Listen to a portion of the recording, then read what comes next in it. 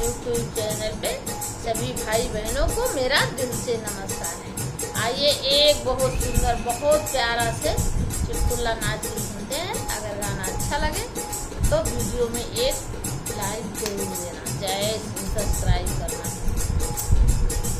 मोरा पाथर बलमुआ कमाल के है बा, मोरा पाथर बलमुआ कमाल के है कमाल की है बा, है कमाल की है बा, मोरा पाथर बलमुआ कमाल की है बा, मोरा पाथर बलमुआ कमाल की है बा।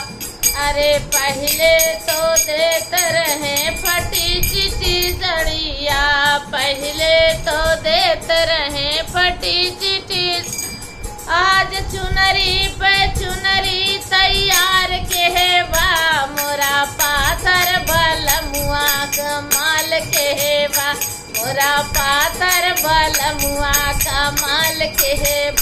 पहले खियावत रहे रुकी सुखी भौरी, पहले खियावत रहे रुकी सुखी, आज दाल भात सब्जी तैयार के है बा, मोरा पाथर बलमुआ कमाल के है बा, मोरा पाथर बलमुआ कमाल के है बा, मोरा पाथर बलमुआ कमाल के है।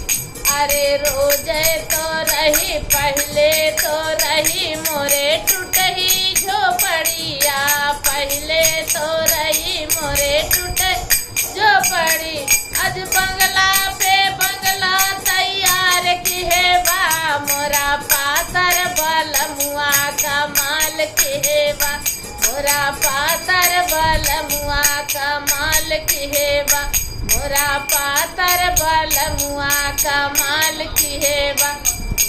पहले तो रहे मोहे पितरी के हरेवा, आज सोना यो हीरा तैयार के है बा, मोरा पाथर बलमुआ कमाल के है बा, मोरा पाथर बलमुआ कमाल के है बा, मोरा पाथर बलमुआ कमाल के है बा।